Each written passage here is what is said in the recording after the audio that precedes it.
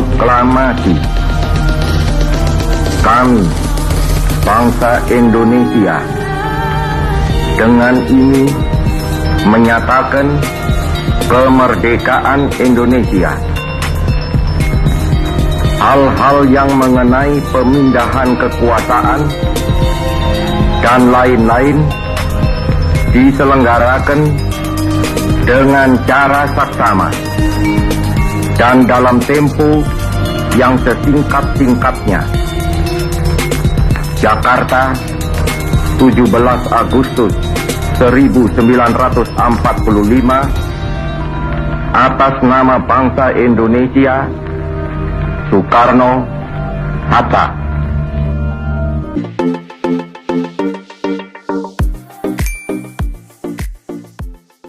Halo teman-teman, kami dari kelompok 2. Dalam video kali ini kami akan mewawancarai beberapa narasumber dengan tema sistem demokrasi yang ada di Indonesia. Tapi sebelum masuk ke dalam video, kami akan memperkenalkan diri kami masing-masing. Saya sendiri, Maria Esther Liandri Larantukan, dengan NIM 091220023. Saya Dionysius Leonardi Kaga dengan NIM 0912200029. Saya Skolastika Mariana dengan NIM 09122027. Saya Francisco Diego Sapuso dengan NIM 09162025. Baik, sekian dari perkenalan kami. Salam sejahtera buat kita semua.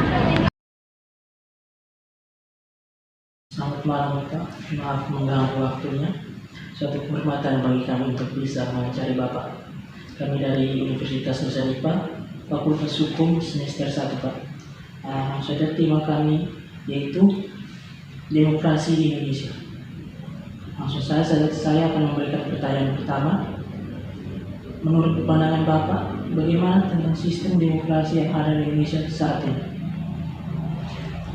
Baik, terima kasih. Sebetulnya ini menurut pandangan saya, Indonesia ini adalah sebuah negara dengan falsafah Pancasila. Nah, hal ini juga menunjukkan bahwa demokrasi yang berlaku di Indonesia adalah demokrasi Pancasila. Berkaitan dengan demokrasi Pancasila ini, semua warga negara memiliki hak yang sama dalam pengambilan keputusan, terutama di dalam memilih pemimpin. Nah, inti dari demokrasi adalah musyawarah untuk mufakat sesuai dengan sila keempat Pancasila, yaitu kerakyatan yang dipimpin oleh hikmat kebijaksanaan dalam permusyawaratan perwakilan, dan tujuannya adalah untuk menciptakan masyarakat yang sejahtera dan adil, di mana sesuai dengan sila keempat Pancasila, maka kita di dalam berdemokrasi itu mengutamakan kepentingan negara dan kepentingan masyarakat, kemudian tidak memaksakan kehendak kepada orang lain. Kita juga harus mengutamakan budaya bermusyawarah dalam mengambil keputusan bersama. Dalam hal ini bermusyawarah untuk mufakat atau mencapai konsensus, di mana kata mufakat di sini adalah mengutamakan kekeluargaan. Kemudian yang penting juga adalah rakyat Indonesia itu harus saling bahu-membahu dan berdiskusi dalam menyelesaikan persoalan. Dalam tataran politik, demokrasi dalam sistem pemerintahan menyangkut pemilihan pemimpin politik melalui suara rakyat. Pemimpin politik itu meliputi presiden, gubernur, bupati, wali kota, kepala desa, camat tidak, dan juga memilih wakil rakyat, baik yang duduk di DPR, DPRD, ataupun DPD. Jadi demokrasi Pancasila ini menjadi sistem yang terbaik yang kita pilih di negara Pancasila ini, karena mengakomodir berbagai dan beragamnya kepentingan dan aspirasi. Jadi kesimpulannya adalah demokrasi Pancasila yang mengutamakan musyawarah untuk mufakat demi kepentingan bersama. Itu yang bisa saya jawab. Pertanyaan selanjutnya, dalam sistem demokrasi ada kita kenal dengan DUBER, langsung, umum, bebas, dan rahasia. Menurut Bapak, apakah asas luber ini betul-betul sudah diterapkan dalam sistem demokrasi kita sekarang ini? Baik. Dalam pelaksanaan demokrasi itu ada para penanggung jawab pelaksanaan. Nah, di dalam pelaksanaan demokrasi itu ada namanya pemilu, salah satu pesta pemilihan umum maupun pemilihan legislatif. Para penanggung jawab itu antara lain KPU, Bawaslu, kemudian partai politik dan segenap pihak terkait yang menyelenggarakan pemilu. Mereka ini menghendaki agar di Indonesia ini dilaksanakan pemilu dengan prinsip bukan hanya luber tapi juga jurdil. Jadi kalau luber tadi seperti yang Nona bilang itu adalah langsung, umum, bebas dan rahasia, tetapi juga jujur dan adil. Nah, para penanggung jawab pemilu ini selalu melakukan sosialisasi. Nah, dalam pelaksanaannya kita semua yang menerima sosialisasi ini berharap agar asas jurdil dan luber ini dijunjung tinggi. Dalam hal ini, apabila terjadi suatu kasus yang dianggap merugikan suatu pihak tertentu, maka itu berarti adanya pelanggaran terhadap asas luber dan jurdil itu. Dalam hal ini, negara telah menyiapkan saluran berupa proses hukum, di mana dalam proses hukum itu bisa diperdebatkan persoalannya hingga menemukan titik kebenaran untuk menegakkan asas luber dan jurdil itu. Jadi intinya adalah saluran untuk proses hukum. Nah, di dalam pelaksanaannya kita sering mendengar adanya persoalan gugat-menggugat yang terjadi antara pihak-pihak yang berkompetisi, terutama kontestan politik. Nah, sejauh mana proses persidangan dalam menangani gugatan hendaknya dapat diketahui oleh masyarakat sehingga bisa dilihat secara terang benderang di mana letak pelanggaran yang terjadi dan di mana letak kebenarannya. Dengan demikian, maka asas luber dan jurdil ini tetap menjadi asas yang sakral yang patut dipercaya oleh masyarakat untuk menghasilkan keputusan yang terbaik yang dapat menjamin kesejahteraan dan keadilan bagi seluruh masyarakat. Perlu saya tambahkan bahwa sebenarnya negara kita ini menyediakan biaya yang amat besar untuk mengawal pemilu, mengawal pesta demokrasi dengan asas luber dan jurdil ini. Karena biayanya terlalu besar, maka sebenarnya kita harus dapat memastikan bahwa pesta demokrasi itu menghasilkan suatu pemimpin yang benar-benar berintegritas, pemimpin yang baik, yang bersih. Serta berbagai instansi pengawas pemilu, misalnya universitas sekarang ini dilibatkan. Jadi bukan hanya KPU, Bawaslu, dan Parpol, tetapi negara melihat bahwa masih kurang, perlu ditambah adanya pihak-pihak lain yang turut mengawasi. Maka UNIPA telah menandatangani Memorandum of Understanding dan perjanjian kerjasama dengan Bawaslu Kabupaten Sika, di mana UNIPA menjadi salah satu pihak independen yang turut serta berpartisipasi menjadi pengawas jalannya pemilu. Nah, untuk kali ini nanti adik-adik bisa ambil perjanjian kerjasamanya di UAN Rektor 3. Ya, kira-kira itu yang bisa saya sampaikan. Baik, pertanyaan ketiga. Dalam kehidupan berdemokrasi sering terjadi penyimpangan-penyimpangan. Misalnya dalam proses pilkada dan pileg, orang menggunakan money politik. Money politik ini sudah melanggar demokrasi. Oleh karena itu, bagaimana pandangan Bapak terkait dengan persoalan ini? Apakah perlu diambil tindakan yang tegas dalam kaitannya dengan proses pelaksanaan pilkada ke depannya? Baik. Money politik, politik uang sebenarnya.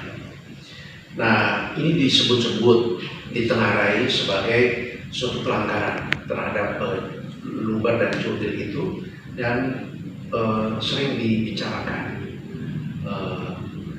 Realitas politik yang terjadi saat ini memang mulai mengakarnya politik pragmatis. Jadi politik yang menunjukkan lemahnya ideologi. Pragmatis itu sesuatu yang gampang dan transaksional. Transaksional itu berarti tawar-menawar seperti yang pasar. Jadi hal ini maka uang itu seakan-akan menjadi kunci keberhasilan bagi calon legislator dalam kompetisi demokrasi. Nah, dalam pragmatisme kompetisi demokrasi, masyarakat juga sebenarnya mempunyai andil. Dengan lebih memperhatikan memperhatikan materi apa yang didapat secara segera dari para kandidat daripada menerima materi konsep atau gagasan ideal membangun bangsa yang menjadi usulan pemikiran dari calon anggota legislatif. Nah, orang-orang yang akan naik menjadi anggota legislatif ataupun orang-orang yang ingin menjadi pemimpin, baik bupati, gubernur atau presiden, sebenarnya mereka itu menawarkan tentang konsep yang baik dan benar untuk membangun negara ini, membangun daerah ini yang ideal, yang terbaik. Nah, sebenarnya di dalam kampanye dan di dalam pemaparan visi misi oleh calon anggota, mereka itu melakukan apa yang disebut sebagai komunikasi politik. Nah, komunikasi politik ini yang selama ini terjadi masih minim perdebatan-perdebatan antara para kontestan, sehingga memang karena minimnya perdebatan-perdebatan ini, maka gagasan-gagasan yang ideal yang disampaikan kepada masyarakat ini belum maksimal disampaikan kepada masyarakat, dan masyarakat juga belum maksimal di dalam memahami. Nah, apalagi situasi di dalam parpol sekarang ini terjadi persaingan yang luar biasa, bukan hanya persaingan partai politik, tapi juga persaingan kandidat itu sendiri, bukan hanya persaingan antar parpol, tetapi juga persaingan internal di dalam partai itu sendiri. Misalnya, sebut saja partai A. Orang-orang di dalam partai A itu juga bertarung keras untuk bisa lolos menjadi terpilih. Selain itu, orang dari partai A juga bersaing dengan orang dari partai B dan dari partai C. Karena itu menurut saya maka terkait dengan politik uang, maka kita itu seharusnya menang secara terhormat, kalah secara bermartabat. Jangan membeli, jangan membayar, dan masyarakat juga jangan menerima. Harus mendengar apa isi kampanye dia, apa isi gagasan dia tentang membangun bangsa, membangun daerah, atau membangun suatu wilayah tertentu. Nah, sekarang ini juga perlu saya kemukakan bahwa visi kebangsaan ini mulai melemah. Orang-orang yang maju menjadi kontestan itu tidak mempunyai visi yang cukup kuat tentang bagaimana membangun bangsa, bagaimana mengatasi kemiskinan, pengangguran, kebodohan, keterbelakangan, mengatasi korupsi, mengatasi kerusakan lingkungan, dan bagaimana menghapus hutang luar negeri, dan juga hal-hal yang berhubungan dengan kehidupan bangsa dan negara ini, di mana perilaku elit kita tidak menunjukkan keteladanan sebagai seorang negarawan. Nah, ini juga menjadi hal yang seperti sebuah gumpalan persoalan yang besar. Jika dibiarkan saja, maka Indonesia ini akan kehilangan peluang menjadi bangsa yang besar, kehilangan peluang untuk menciptakan suatu peradaban yang jaya sebagai negara yang maju. Dan kita sebenarnya kehilangan momentum untuk menjadi sebuah bangsa yang besar jika kita terus-terusan tidak mengedukasi tetapi mau melakukan money politik, dan justru di dalam kampanye politik ini kita memberikan suatu pendidikan politik. Dan untuk memenangkan persaingan dalam pemilu legislatif, nah partai politik juga cenderung menempatkan kader-kader yang dadakan. Orang yang dulu dideket tiba-tiba kita ajak menjadi calon. Nah, hanya karena dia ini seorang artis, bisa menyanyi, bisa main film, atau dia seorang pesohor, misalnya pelawak. Contoh di luar negeri itu, presiden sebuah negara itu kan pelawak. Atau misalnya kalau di dalam pemilu DPRD, itu misalnya dia kepala kampung, anak kepala kampung, atau tuan tanah dan lain-lain, kita bujuk-bujuk untuk menjadi calon anggota DPRD atau anggota DPR, dan anehnya justru menang. Persoalan selanjutnya adalah, nah, ketika dia memperoleh suara terbanyak, terpilih, maka dia sebenarnya tidak memadai. Kapasitasnya kurang, performansnya juga tidak memadai. Pembahasan legislasi yang menuntut pemahaman pengetahuan, proses dengan pendapat dengan mitra kerja di komisi, kunjungan kerja untuk menyerap aspirasi masyarakat, ataupun studi banding untuk menggali pengetahuan, ini menjadi upaya yang sia-sia karena anggota parlemennya yang berlatar pesohor ini tidak mempunyai kemampuan yang memadai. Jadi memang pandangan saya itu, saya uraikan begitu banyak bahwa memang money politik ini sebenarnya suatu hal yang sangat merugikan. Kira-kira seperti itu. Baik Bapak, saya akan memberikan pertanyaan berikutnya. Apa yang harus dilakukan pada sebuah daerah yang tingkat pembangunannya masih rendah dan masih sangat terpelosok? Bagaimana cara melaksanakan demokrasi di daerah tersebut? Nah, untuk daerah-daerah yang masih rendah tingkat pendidikannya,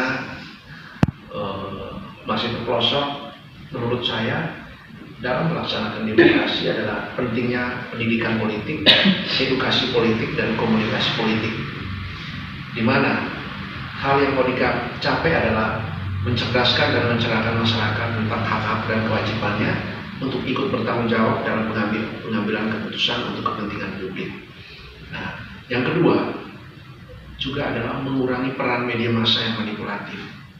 Kita tahu bahwa media massa itu mempunyai peran yang sangat signifikan, tetapi media massa itu sesungguhnya memang bukan realitas pertama. Media massa adalah realitas tangan kedua. Dengan demikian, maka ada ruang yang tercipta antara realitas sesungguhnya dengan realitas tangan kedua yang menyimpan suatu proses sosiologis, kultural, dan juga teknologi yang membuatnya justru dapat berimplikasi pada penciptaan realitas yang baru, yaitu dampaknya pada khalayak. Maksudnya dari pernyataan ini bahwa apa yang ditulis oleh media itu memberi dampak yang signifikan bagi masyarakat. Karena itu maka peran media harus dapat mencerahkan dan mencerdaskan, tidak manipulatif. Poinnya di sini adalah media harus dapat mencerdaskan yang terbelakang, bukan memprovokatif, mencerahkan bukan menghasut, mendidik bukan memarginalkan masyarakat yang sudah terbelakang, yang akhirnya semakin terpinggirkan, akhirnya menjadi minder dan hanya menjadi penonton yang tidak berdaya. Pelaksanaan demokrasi hendaknya menjunjung nilai-nilai luber dan jurdil yang kita uraikan tadi, di mana hal ini harus dijalankan secara konsisten dan konsekuen oleh lembaga-lembaga penyelenggara pemilu. Kira-kira ada yang mungkin seperti itu yang bisa saya sampaikan. Baik Pak, untuk pertanyaan terakhir, asas-asas dalam demokrasi Pancasila adalah cerminan dari kepribadian bangsa. Jika asas tersebut tidak diimplementasikan ke dalam kehidupan berbangsa, lalu apa fungsi adanya demokrasi Pancasila? Baik, begini, sebenarnya segenap warga negara yang sudah dewasa itu menjadi peserta dari pesta demokrasi. Berarti kita semua yang menjadi orang dewasa yang menjadi peserta pesta demokrasi itu harus mengerti apa itu demokrasi Pancasila dan bagaimana roh demokrasi Pancasila itu.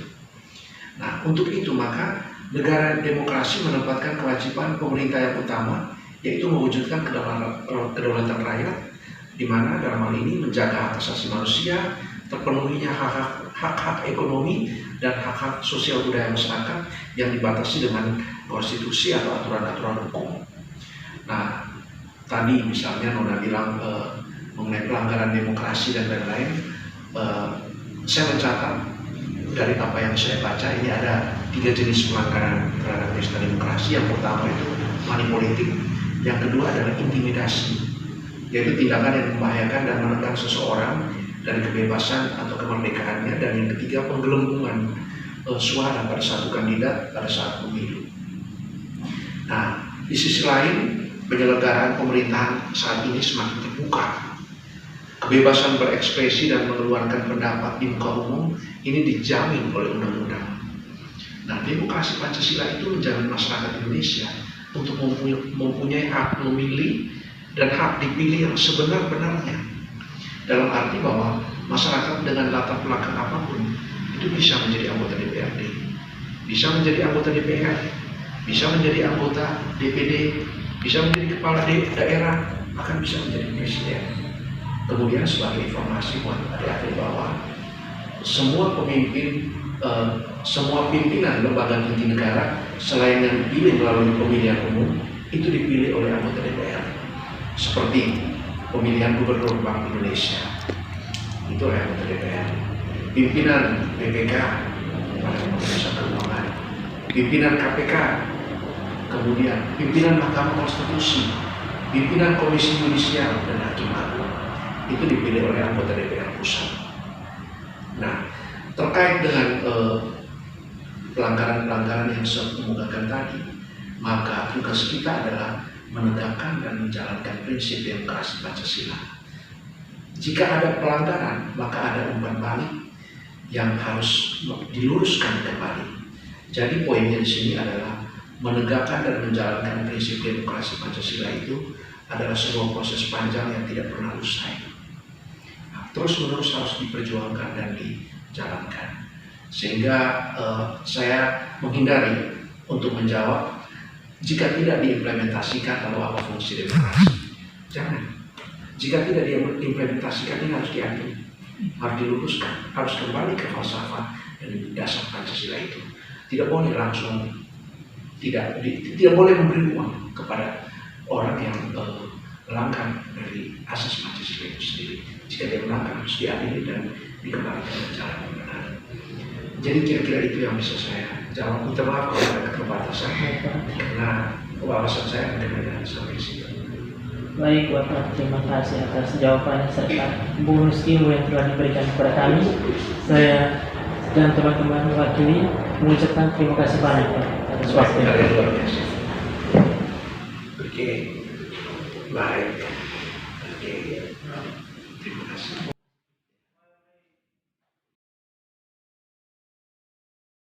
Selamat pagi Ibu, terima kasih atas waktu yang telah diberikan. Kami mau mewawancara Ibu dengan sistem demokrasi Indonesia. Pertanyaan pertama, apa pandangan Ibu terkait dengan sistem demokrasi di negara kita sekarang ini? Terkait dengan sistem demokrasi di Indonesia, sistem demokrasi di Indonesia sendiri sebenarnya sudah mencoba memberikan ruang atau mengakomodir kesempatan bagi masyarakat untuk ikut berpartisipasi dalam pengambilan kebijakan atau pembuatan kebijakan dari pemerintah. Namun kadang demokrasi ini seperti salah ditafsirkan sebagai sebuah kebebasan. Nah, kebebasan ini yang kemudian keluar dari norma-norma yang sudah lama hidup di dalam masyarakat. Jadi sebenarnya demokrasi Indonesia itu, sistem demokrasi Indonesia sudah memberikan kesempatan kepada masyarakat untuk menyampaikan aspirasinya, pendapatnya. Namun sayangnya salah ditafsirkan sebagai sebuah kebebasan yang bisa dikatakan terlalu berlebihan. Pertanyaan kedua, bangsa Indonesia menganut sistem demokrasi Pancasila. Menurut Ibu, apakah penyelenggaraan demokrasi di Indonesia sudah sesuai dengan butir-butir dalam Pancasila? Sebutir-butir dalam Pancasila, ya, ini terkait dengan penerapannya berarti ya. Untuk pertanyaan ini beberapa orang pasti punya jawaban yang berbeda ya, karena untuk mengukur apakah sudah sesuai dengan butir-butir dalam Pancasila itu pasti banyak kajiannya. Namun kalau dari Ibu sendiri, demokrasi di Indonesia belum sesuai dengan butir-butir di dalam Pancasila, karena Pancasila sendiri itu ada 5 sila dan butir-butir di dalamnya itu juga sangat banyak dari masing-masing silanya. Jadi kalau dari Ibu, jawabannya belum sepenuhnya atau belum bisa dikatakan sempurna sesuai dengan butir-butir di dalam Pancasila. Pertanyaan ketiga, menurut Ibu, apakah negara telah memberikan kebebasan kepada rakyat untuk mengungkapkan pendapat atau inspirasinya terhadap berbagai kebijakan pemerintah yang merugikan rakyat? Sebenarnya pemerintah, kalau menurut Ibu pribadi, pemerintah sudah memberikan keleluasan sebenarnya, sudah memberikan kesempatan, sudah membuka ruang bagi masyarakat untuk bisa menyampaikan pendapatnya ataupun aspirasinya kepada pemerintah. Hanya untuk yang sekarang yang lagi hangat-hangatnya itu kan adanya KUHP yang baru. Nah, KUHP yang baru ini dinilai oleh beberapa kelompok membatasi ruang dari masyarakat untuk menyampaikan kritik kepada pemerintah maupun kepada presiden. Nah, ini yang harus banyak kajian yang dilakukan, harus ada kajian dilakukan terkait dengan pasal dalam KUHP yang baru ini. Namun yang paling penting yang mungkin bisa Ibu sampaikan adalah jangan sampai kita menganggap demokrasi itu sebagai kebebasan dan kebebasan yang berlebihan, yang kemudian ketika ada pembatasan dianggap sebagai sesuatu yang mengekang. Bayangkan saja kalau misalnya demokrasi ini tidak ada pembatasan, bisa jadi orang menyampaikan pendapatnya itu dengan cara yang bisa melukai atau bisa menyerang pribadi atau bisa menyerang kelompok tertentu, atau mungkin juga yang paling ini adalah menjadi kerusuhan misalnya, ya kan? Misalnya orang demo atas nama demokrasi kemudian sampai harus bakar-bakar ban atau sampai merusak fasilitas umum. Jadi pemerintah sebenarnya sudah, namun jangan sampai ditafsirkan sebagai sebuah kebebasan yang sampai tidak boleh ada batasannya seperti itu. Baik Ibu, terima kasih atas waktu yang diberikan kepada kelompok.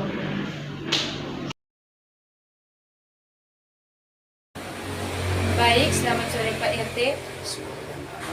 Kami dari Universitas Nusa Nipah dari Fakultas Hukum akan mewawancarai Bapak terkait dengan sistem demokrasi yang ada di Indonesia.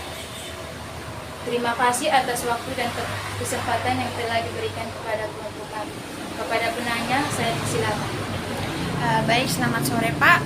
Untuk pertanyaan pertama, bagaimana melaksanakan pembangunan demokrasi di Indonesia agar bisa lebih baik dari yang sebelumnya? Meskipun dalam pelaksanaannya pemerintah Indonesia tidak turut serta dalam pembangunan demokrasi di Indonesia. Jadi ketika ada pertanyaan seperti ini, kita review kembali ke masa lalu seperti apa dalam kaitan pendidikan seperti ini. Berarti ada hal-hal yang harus diperhatikan. Kendati dalam satu versi bahwa Indonesia pada saat ini tidak masuk dan terlibat langsung, tetapi dia harus mengikuti pola perkembangan sehingga ke depannya negara kita ini lebih maju seperti itu. Silakan. Ya. Pertanyaan kedua, apa yang membuat Indonesia tetap membutuhkan pembangunan dalam demokrasi meskipun kenyataannya Indonesia telah merdeka dari kolonialisme? Ulang pertanyaan.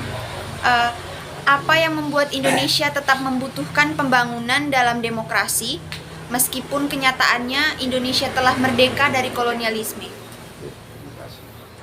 Jadi sebelum saya menjawab, tapi kita tahu dulu bahwa demokrasi itu apa. Jadi kalau kita mau masuk di dalam sistem seperti itu, maka harus dijawab di demokrasi. Yang saya sudah siapkan sedikit. Jadi demokrasi itu seperti yang adik-adik akan tahu bahwa bentuk pemerintah di mana semua warga negaranya memiliki hak yang sama dalam pengambilan sebuah keputusan. Jadi dalam kaitan ini, meskipun sudah lewat dalam masa pembangunan, tetapi ketika kita tidak memakai pola ini, maka negara ini dia tetap vakum dan dia tidak bisa berkembang. Yang kedua, ketika demokrasi ini tidak digunakan, maka negara ini akan hancur. Kenapa saya katakan demikian? Karena kita melihat walaupun demokrasi ini berjalan, yang kita tahu bersama bahwa dalam kehidupan ini harus ada demokrasi. Bagaimana demokrasi ini tidak dibentuk, apalagi negara besar seperti itu. Ya, terima kasih. Nah, selanjutnya saya akan bertanya yang pertanyaan ketiga. Apakah menurut Bapak demokrasi di negara kita ini sudah berjalan dengan baik? Ya, kalau dari versi saya menjawab langsung apa? Bagaimana? Langsung. Oke. Kalau saya melihat sudah cukup bagus. Hanya bagaimana ke depannya itu harus ditata lagi. Karena sistem yang ada ini, ketika tidak ada orang atau tidak ada generasi penerus yang membangkitkan atau mengangkat bahwa sebuah demokrasi ini akan lebih bagus ketika para penerus ini meneruskan hal-hal yang bagus. Terima kasih. Baik Pak, saya juga ingin bertanya, apa yang harus dilakukan pada sebuah daerah yang masih tingkat sangat terpelosok? Bagaimana cara melakukan demokrasi di daerah tersebut? Jadi kita kalau menurut pertanyaan Ade tadi, berarti pertama kita harus kembali ke SDM. Bahwa ketika ini bicara demokrasi, bahwa SDM manusia itu harus diatur. Sehingga bagaimana orang kecil, orang yang tidak paham, dia akan sangat mengerti tentang demokrasi. Lalu dalam kaitan ini, semakin bagus lagi ketika turun adik-adik anak-anak seperti kalian ini, dengan pakai metode atau gaya kalian untuk mau bisa menerapkan dan harus bisa menerjemahkan atau bisa membuat warga masyarakat di pelosok itu lebih paham tentang demokrasi. Saya seperti itu. Baik, terima kasih atas waktu dan kesempatan yang telah diberikan kepada Bapak. Sekian dan terima kasih. Terima kasih Pak.